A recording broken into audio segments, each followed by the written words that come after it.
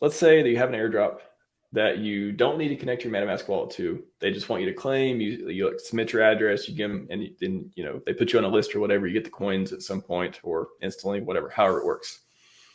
So the thing with that is you got to remember is they're running that web server, like whatever website you go to, they're running that server.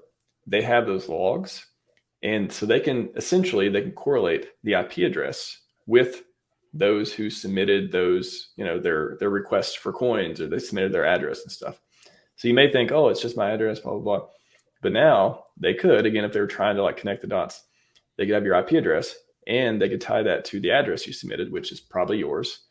So they may be able to do some stuff, not, just because they have the IP address, unless they're like super, they want to spend a lot of money or their nation state or something like that. They can at least kind of tell like what area you're coming from.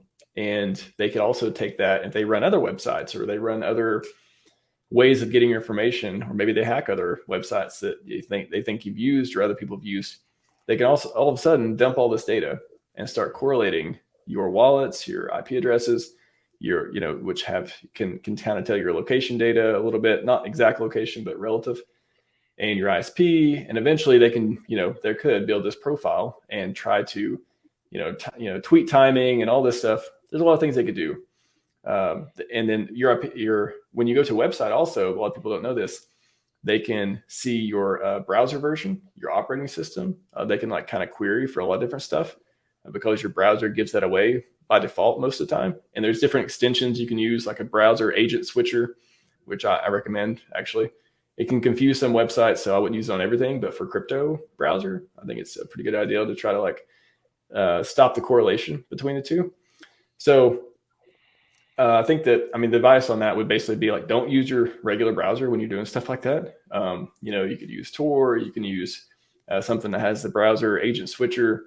You don't want to expose your IP proxy. If you're using a VPN, whatever, that would change your IP address too. But for example, if you want to do it with Tor, it takes 5 seconds. You install Tor, whatever. Click on Tor. It's just like a regular browser. Connect to the Tor network. And then you can use that. And there's also different proxy, like in-browser proxy stuff, like hide.me. That's one website. And there's like a whole bunch. If you just search for proxy server online, there's a bunch of stuff that will kind of route you through that. Got to be careful. Don't use it for sensitive stuff, because essentially it's kind of like the VPN thing. They can see the metadata, and they can actually see the browser stuff too. But essentially, you can use Tor for a lot of this stuff if you're signing up for airdrops, so they don't correlate your wallet with your IP address and start building this profile if they were wanting to do something like that. But, don't do credit card information and stuff like that through it.